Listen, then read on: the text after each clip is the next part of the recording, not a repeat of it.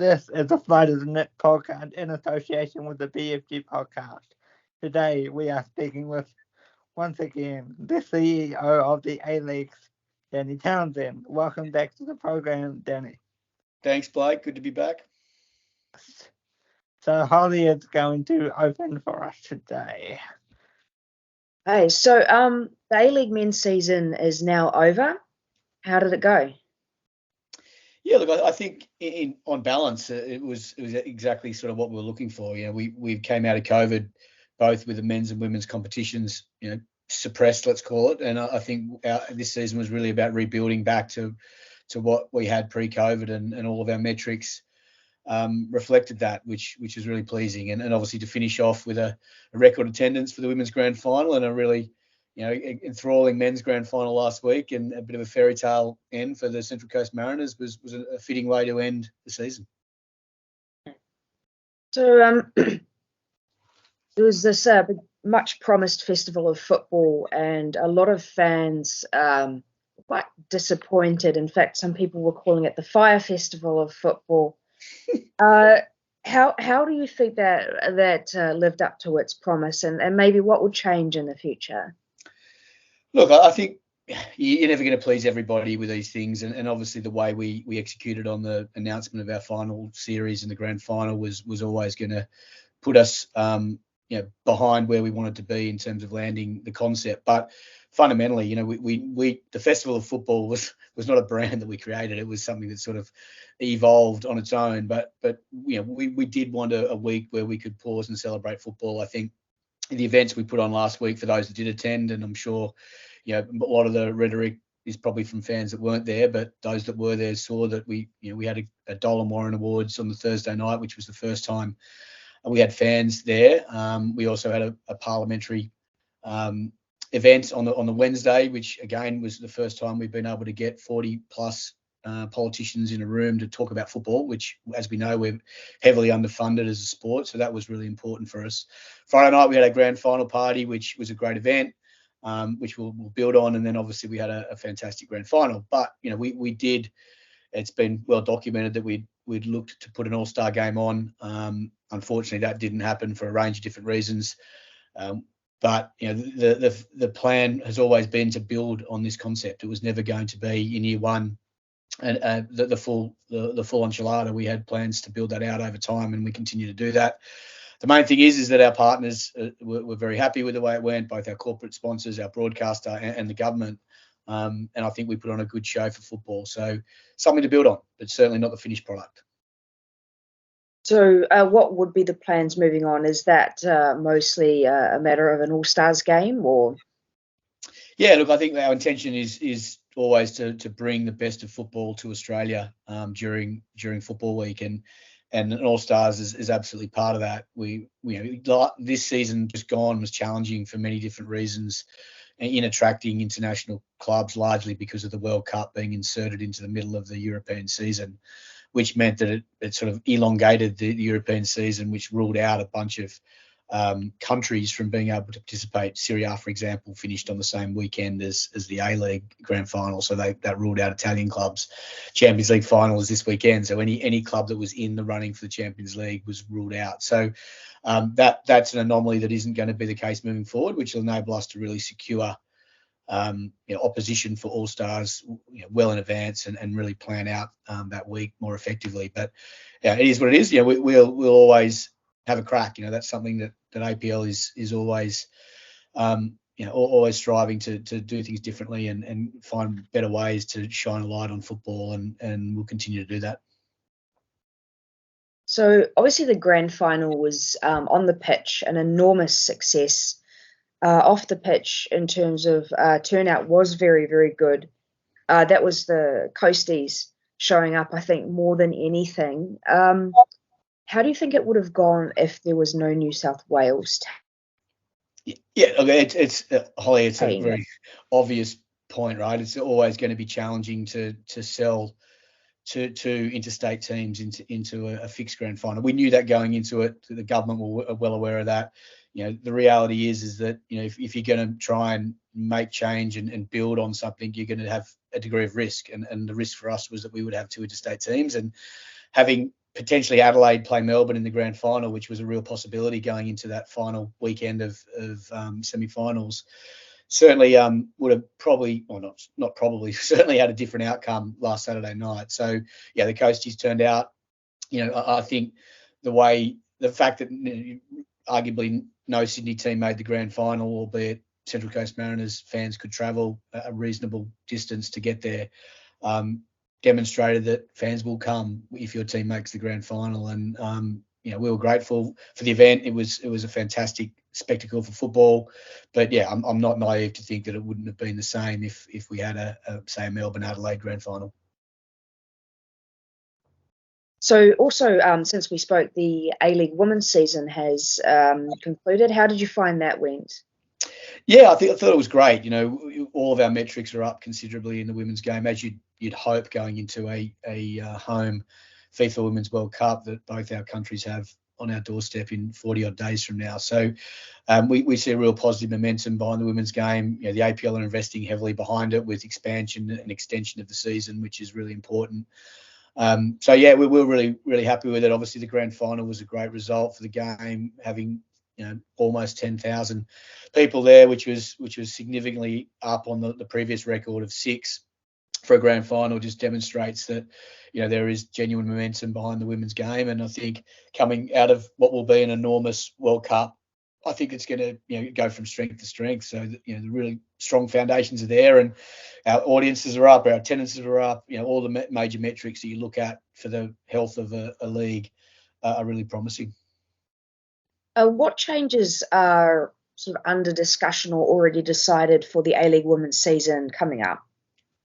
Yeah, we're working with the FA on the domestic match calendar. So for those that don't know, we can't really set our draw for both men's and women's competitions until we align with the broader football pyramid for registration periods and the like, and also recognising international windows and all those sort of things. So it's reasonably challenging. But our goal with at least with the women's competition is to start as early as we can. We don't want to have a long lag between what will be the euphoria of hosting a Women's World Cup into a dead period and then try and restart. I think for us, it's going to be as early as we can get going, we'll get going. And we naturally have to anyway, given the season is getting longer, which is great for female players, for female football fans, that there'll be more rounds of A-League women next season and capitalising on the adjacency to that World Cup.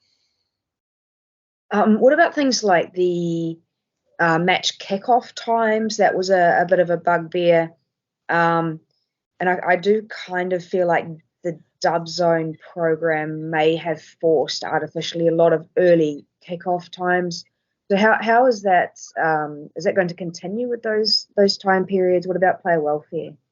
Yeah, look, it's a really important one, Holly, and one that we've spent a lot of time talking to the PFA and players about what they would prefer, because what we try and do is give the women's competition as much free air time as we can, because you've got 6 men's fixtures, you're going to have 6 women's fixtures. That's 12 time slots over the course of a weekend to try and run matches in clear air. It's just impossible. You're now getting to a point where we're going to have a significant amount of crossover, which when you think about the complexities of putting a draw together, it's about time slots, it's about availability of venues, it's about not making sure your men's and the women's team are playing at the same time in different cities. Like, there are so many complexities that go into pulling together a draw for both competitions that inevitably you're always going to run into a situation where fans go, why would you do that? It makes no sense. But if you knew the reasons why, you would go, okay, I sort of makes sense. But one thing's for sure is that the broadcast element of, say, something like Dub Zone won't drive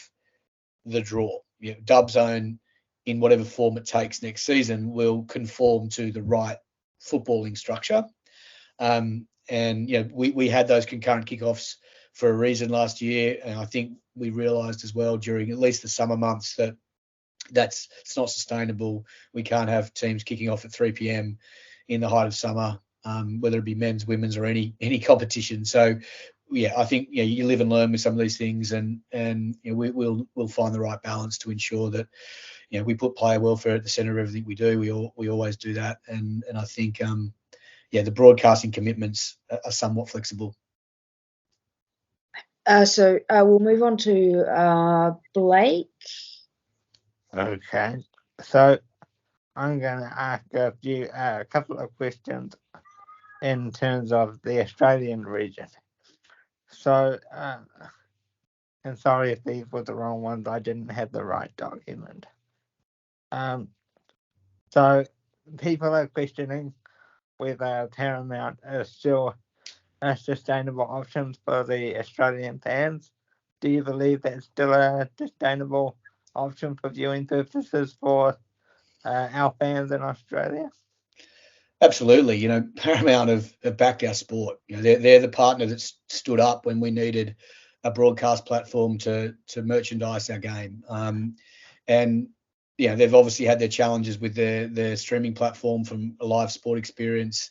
They continue to work behind the scenes to improve that, and I believe by the start of the new season that there'll be some improvements there that I think our fans will enjoy. But fundamentally, you know, when you take a step back and parking some of the user experience challenges, you know, they're the one mainstream broadcast media outlet that has supported our game. You know, supported the Matildas and the Socceroos as well, when others have backed away. And I think we shouldn't forget that, and we should respect them for that and appreciate them for that. And I certainly do. And I think that, you know, as time moves on, we're only 2 years into a 5+3 arrangement with them. So, you know, they remain committed to us and we remain committed to them. And I mean, it's great that you have the backing with the Matildas and that kind of thing. But we've had some, complaints from because our group is Australian and New Zealand. Then some of the matches are unwatchable. So, you know, that's why we keep asking, is it viable? I'm sorry, Blake, I'm unsure what you mean by unwatchable. What does that mean? Yes, you know, they can't even watch it or perhaps log on or. Look, that's not something I've experienced. I've never had an issue logging on or being able to see it. You know, we certainly in the first year there were some challenges, but I think this year the quality of the broadcast production, the accessibility of the product is absolutely fine. And I don't recall too many examples this year where fans were unable to watch any matches, if at all. So I think those, you know, whatever challenges you're referring to are probably long behind us. Right. So, people, another viewing thing, people are saying that because we have international people as well, that that for people who don't have broadcast deals, some have been able to not find the women's games on YouTube. So how can that be improved as well? Again, it sort of baffles me a bit because every single game is available in markets whereby there isn't a licensed broadcaster. They're available on YouTube. So if there are black markets that we're unaware of, I'd absolutely welcome someone to reach out and tell us that they're in market X and they can't access the matches, because the intention has always been that where we have a licensed broadcaster, they'll take the matches.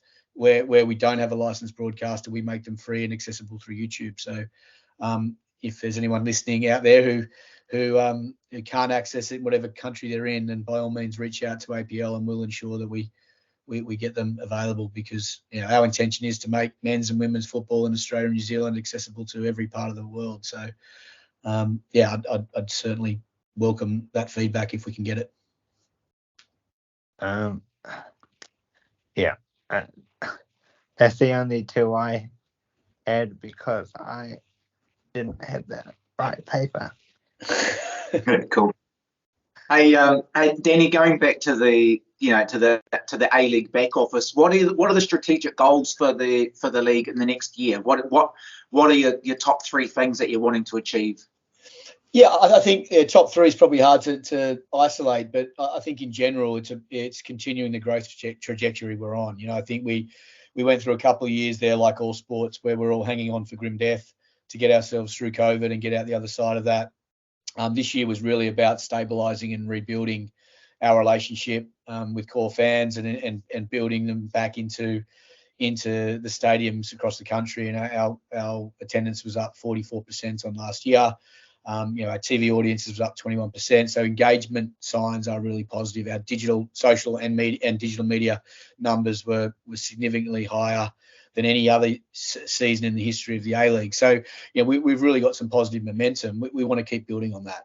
We're again talking to Paramount and 10 and Sky New Zealand around how we can continue to build audience, looking at time slots that are going to drive more engagement.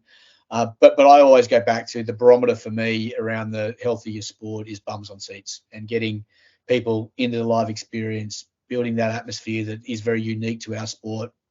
And ensuring that, week in, week out, the players are playing in front of, near full or full stadiums. And I think towards the back end of the year with Adelaide getting a number of sellouts going into their finals push, Central Coast Mariners selling out, record crowd of any code at Central Coast Stadium. We had an elimination final between Sydney and Western Sydney that was a record for the A-League. So some really positive signs around re-engagement in the game. And, we've got a long way to go. Like we're not sitting there thinking cues in the rack. We had a good end of the year. To Holly's point, we were thankful that the Mariners got there in the end to deliver a spectacle, but we're not naive to think that our code's got a way to go before we get to a point where, we can probably take a step back and enjoy the ride. There's a lot of hard work that we need to do to get this game where we need it to go. So, speaking of that Mariners win, did you have any inclination it was going to be a 6-1 thrashing? Because I certainly didn't. Not at all. And I sort of, as you can expect, the grand final week, I did many interviews with media around the game, and obviously they would ask what my prediction was. And my view was that if Melbourne City turned up and played the way they could play, they've probably got enough firepower and class to win. But I did have a caveat in that if they don't, Central Coast can really damage you. And I think that played out. I think, Rado Vidicic was sort of clear in his post-match where he said, they wanted it more than his team. And I think that was clear. And I don't think on reflection, I've rewatched the game, it was a 6-1 game. I think for long parts of the match, City dominated possession and probably played the better football. But, football is what's great about the game. It's won by little moments. And I think when it push came to shove, the intensity of the Mariners was just, they wanted it more, and they got the result, which was great for football. But look, I felt for City because they've been the benchmark team for a bunch of years now. They've won the Premier's Plate. They've played in 4 straight grand finals and only won one of them now, which if I reflect on the women's competition and Sydney FC going into their, I think, 5th straight grand final, having only won one. They were the dominant team in the regular season, and then really went the hard way to get to the final. And when they got there, I just had a feeling they were going to win that quite easily, and they did. I sort of felt that City might do the same, but credit to the Mariners, they got it done. One of the we had a chat with David Dome from the Nix a couple of weeks ago, and one of the things that came up was, for David, he and as much as yourself, you're fans of the game. At the end of the day, we all want football to win, whatever that looks like. And so yourself as the CEO of the A-Leagues, plus David and the other managers, we all love the game. We all enjoy watching it. And I think sometimes people on the outside, the fans and supporters looking in, lose track of that as well. So just, yeah. Yeah, look, it's we're a strange bunch, us football fans, right? Maybe sometimes our passion moves us into a place where we lose sight of the reality of where we are. And I think, like you said, Jonathan, like we just love the sport. We want to see it succeed. And I think fans who are close to the sport are passionate about it to a point where, we're impatient. And rightfully so. Our game should be in a much better place than it is right now for many, many different reasons. But we can't look back. There's no point looking in the rear vision mirror as a code. We've got to look forward and look at the positives that we've got. And, I think we don't enjoy the support of the mainstream media in both our two countries. And that's largely because they're assigned themselves to other codes, and therefore they're vested in those codes succeeding over ours. And And that's a battle every day, of getting stories in newspapers, segments on news, free-to-air news media. It's a challenge because we aren't aligned to some of the mainstream media that the rugby league and rugby and AFL are. So it's always an uphill battle. But I think what we've tried to do is build a community of fans around our sport through Keep Up and other things that we're doing that will ultimately allow us to talk to the people that matter. And those that don't matter in mainstream media, who will never be supporters of our game, I don't care about. We've got across our two countries 10 million people that will fill in a survey and say they love football. That's plenty. That is plenty of people for us to really build an economy around our sport that makes it sustainable and makes it the biggest sport in our two countries. There is a sense of inevitability about that. But our job is to speed that up. How quickly can we get to that point where we are the number one sport in our two countries? And that's what keeps us going at the centre. It's why we fought hard to extricate the professional game from the regulator. And I think we're on a path. So we just, I get everyone's impatient. I'm the world's most impatient person myself. So, I want to get there quickly, but it doesn't come without compromise and sacrifice. And that's sort of sometimes hard for people to get their heads around, which I accept. So just speaking of fans and engagement, there was a bit of a blip, crisis before Christmas with a couple of things with the fans, but it seems like the A-League's managed and yourself have done a lot of work to get, trying to get fans back on side and the representative groups set up and so on. How's that tracking? Is that going well in your view? Yeah, look, I think again, looking back, which I don't like doing, but you should do to a point to learn. We certainly made some mistakes over the past 12 months in the endeavour to move the game forward. But, I think we did spend a bunch of time, me personally, with a lot of fan groups during, the aftermath of that Melbourne Derby situation and the grand final announcement, which I think was really positive in that, it gave me an opportunity to really be direct and clear on some of the backstory that you often don't read in a newspaper. But also look forward and go, well, if we're in this situation in the future, what can we build? How do we inoculate ourselves from those type of things happening again? And I think the fan representative group that we built, the structure of it at least is really good. And I think when we got to final series and there was a sort of a miscommunication between ourselves and the active groups around what we were doing, my feedback to them was, we could have, for vanity reasons, put out we've got a fan council together that's going to do A, B, and C, which wasn't meaningful. The work that our team have done in researching best practice from the Premier League and other major sports around the world to determine what does a good fan representative council look like that can have a meaningful impact on decision making for sport. Not just a vanity exercise that makes it look like fans have an input. So that work was really good work. We presented that to a bunch of the fan groups over that final series. What's really important in that process is that the clubs align to that structure, because as a league, to build a fan representative council that is genuinely representative of all fans, it needs to be built from the bottom up, meaning fans are fans of a football club first. They're not fans of the A-League. They're fans of their football club. Their football club plays in the A-League. So having that relationship with your club as a fan and having a voice at your club is the first step. And having that properly structured and consistent across the league was what we needed to do. So we need to get buy-in from all 12 clubs and then write it into our club charter.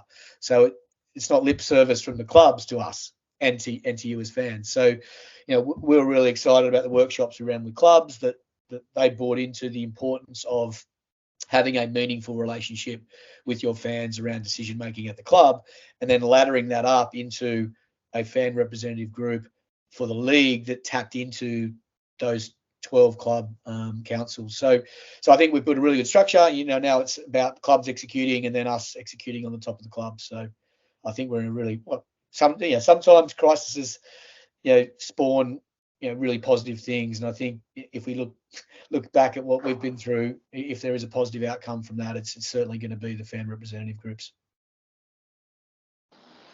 You got two of the two of the appointed Nix fan group representatives on this call, and Blake and Holly. So we're off to a good start.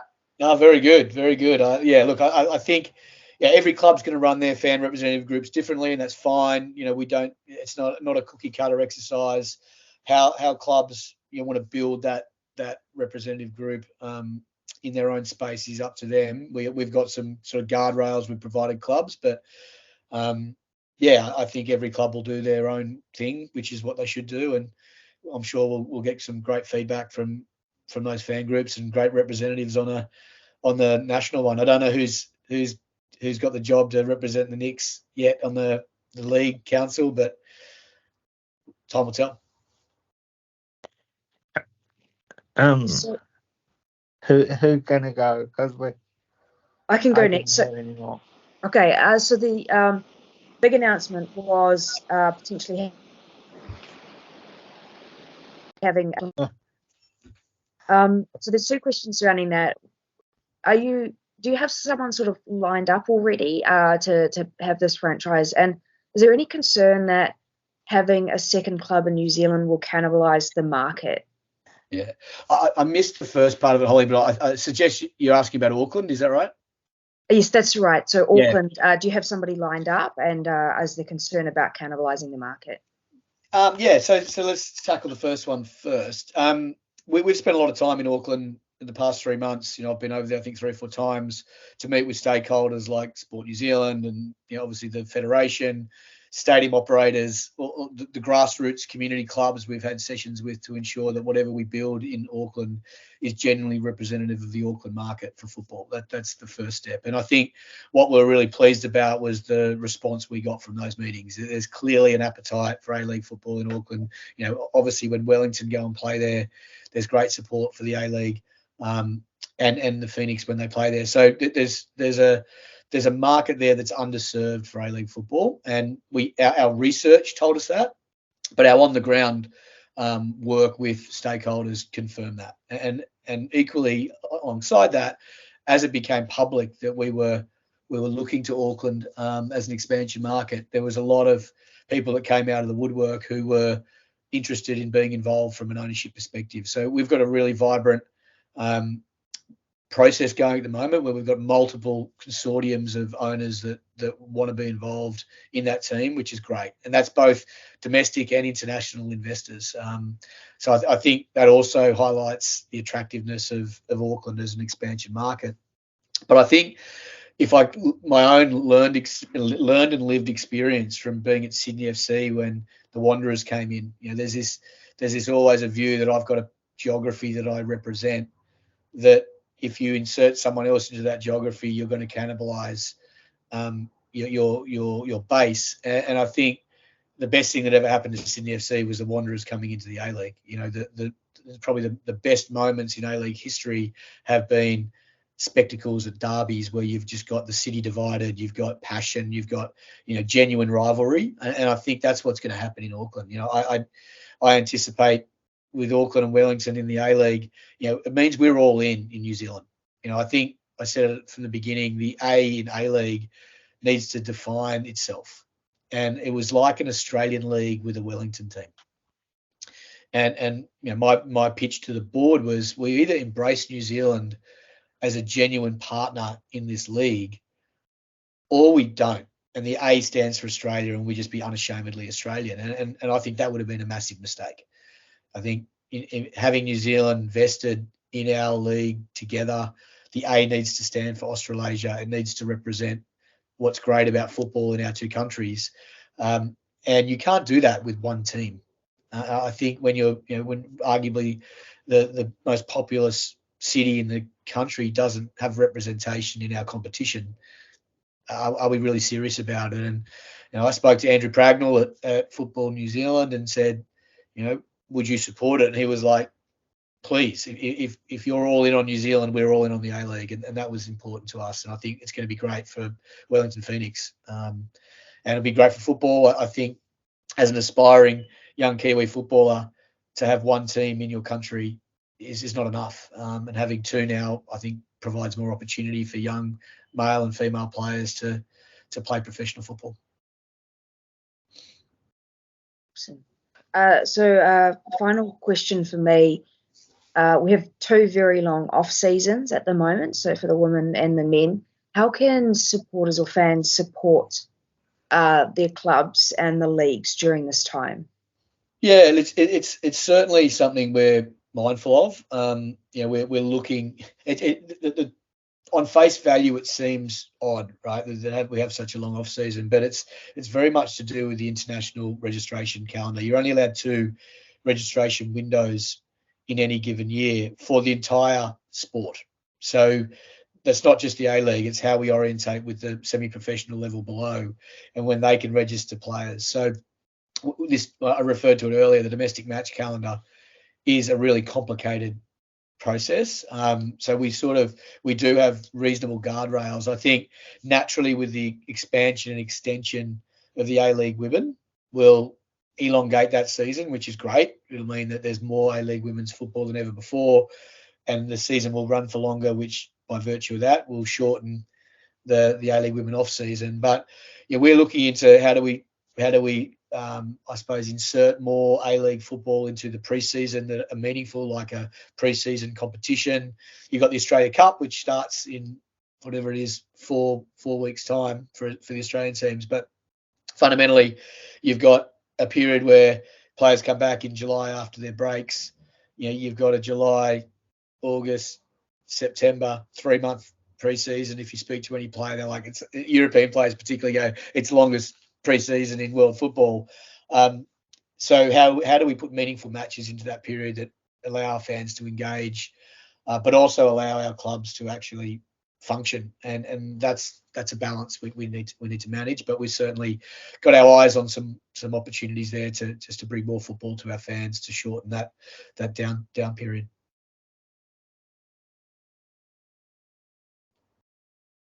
All right. Anything else from you, Jonathan? Yeah. I see that Lionel Messi has transferred to Inter Miami, and I'm just wondering if maybe you could put some feelers out to them for the All-Star game for next year or the year after. I mean, that would be getting Messi to play in Australia on Australian soil would be quite a coup.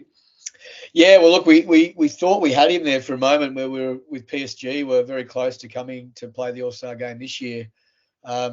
So that one slipped through our fingers. But look, into Miami, if it's true, they're building a pretty interesting story there with, I think, Di Maria's rumoured to be signing there as well. And obviously with Beckham at the helm, it's a bit of a story. So look, I think, I'm heading to New York to meet the MLS early July to talk about ways in which we can collaborate with them. They're very similar into their structure and their journey that they're on, that we're following. So I take a lot of learnings from the MLS and their rise that I believe we can follow a similar path. So yeah, I'll be over there in July and hopefully be able to establish some clearer ties with them and take some learnings back to the A-League.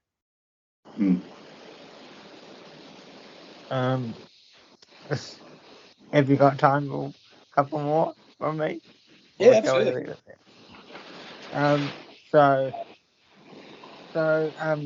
Are you going to excuse me because I watch Australian politics as well?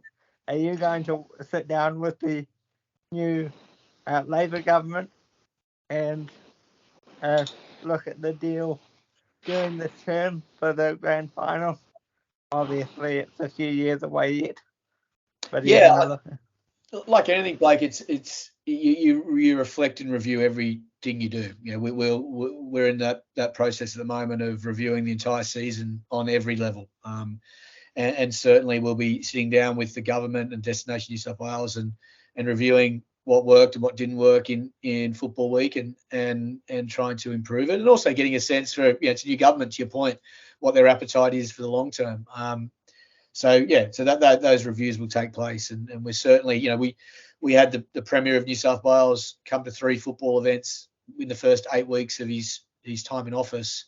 We didn't have a Premier attend anything in the previous 4 years. So I think there's a clear appetite. Football Minister Premier Minns is actually in the politicians game we had during the Female Football Week there.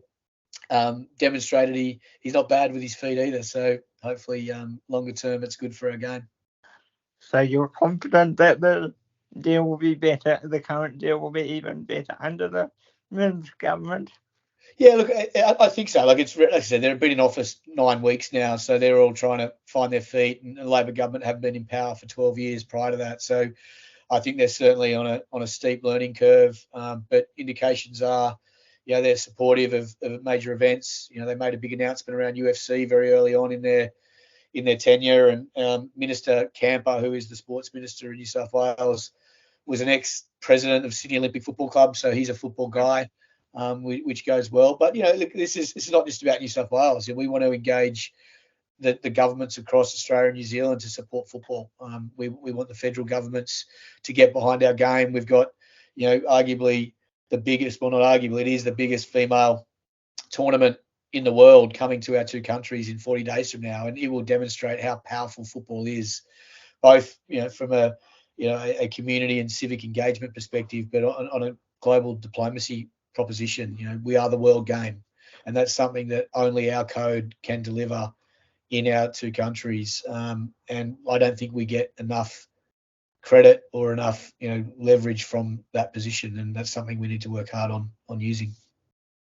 And finally, before you go, we talked about sorry, I was just going to ask, we talked last time about the difficulties of leveraging the big tournaments and the buzz around the big tournaments to generate interest in the domestic games. Are there any plans for the Women's World Cup that we can generate that interest and have that follow through to the domestic leagues? Yeah, look, we're working hard with our clubs to put things in place over the course of the World Cup, and then coming off the back of that to connect with those people. Like, there's going to be 1 million odd people attend those games, and many of them will be attending for the first time, where they've probably never been to an A-League match, whether it be men or women. So how we capture that enthusiasm or renewed sort of interest in our game and have that translate into attendance into our domestic competitions is challenging, because FIFA run the event. So getting access to the data and being able to connect to those people is not as straightforward as you would hope. We're working with the FA and Football New Zealand to find ways around that, but there's, as you can probably guess, privacy and all these different other legal matters that make what you would think is a simple process be quite complex.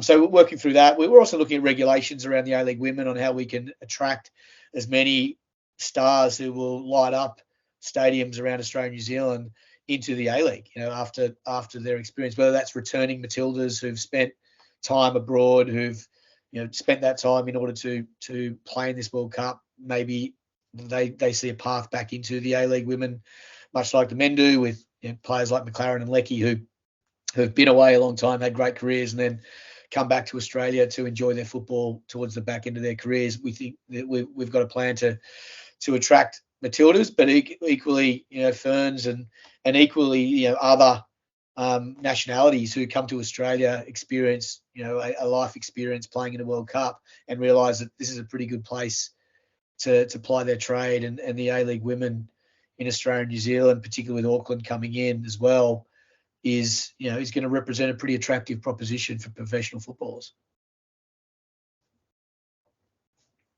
Finally, just to finish off, we talked to David Dunn last week, as you're aware, and he talked about lifting some restrictions so that the Phoenix women can sign imports and visa players and so forth, as opposed to the rule that they had before.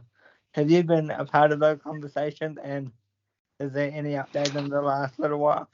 Yeah, there's no specific update to what Domi passed on in your chat with him, but I'm sure he mentioned that it's not something that the A-League can actually enforce. It's an FA related matter for their good of the game. They have a veto right on regulations around what's considered foreign player restrictions. I'm certainly an advocate, like Domi is, for freeing up New Zealand players, particularly as we look to expand into Auckland. Treating Australian and New Zealand players as one and the same, I think, is important, particularly as we look at that whole Australasian League proposition. You can't sort of say you're one thing and then on another part of your business, treat them differently. So we're certainly working with both federations to try and ensure that there's greater flexibility for the Kiwi teams. Okay, thank you. Are we happy? Very happy. Although just one comment, Danny. I think, we're talking about getting success off the back of the World Cup. I think it might be easier for Aussie to attract players to Manly than it might be getting them to move to Wellington. You guys have kind of got a bit of an advantage there. As I sit here in Manly, literally, it's probably right. But by the way, I went to Domi, took me on a tour of the Wellington Phoenix training base there in Wellington, and I don't think I've seen anything like that in the A League. So if players want to play in a genuinely high performance environment, I think Wellington Phoenix have got a jump on everyone with that setup. So it depends on what you're looking for, Jonathan. Best in the world, you reckon? Oh, look, I've seen some really good ones in the US, particularly around the NFL and the NBA. But in terms of football, it's certainly up there. I think, and it's not finished yet, so it was still a bit of a work in progress when I went through it. But it's genuinely world class, and I think it's a credit to everyone who was involved in putting that together. I think it's a bit of the best kept secret, really. It needs to get more credit and some more visibility because it's something special. Okay, we'll wrap it up there. So thank you, Danny, for coming back on the program. It's always a pleasure to have you on to talk about the business side of a wonderful football competition. And I would like to say, like and subscribe this video on YouTube and follow us on all your favorite audio platforms. And we'll see you on the next one. Thanks, Blake. Thanks, Holly. Thanks, Jonathan. See you guys.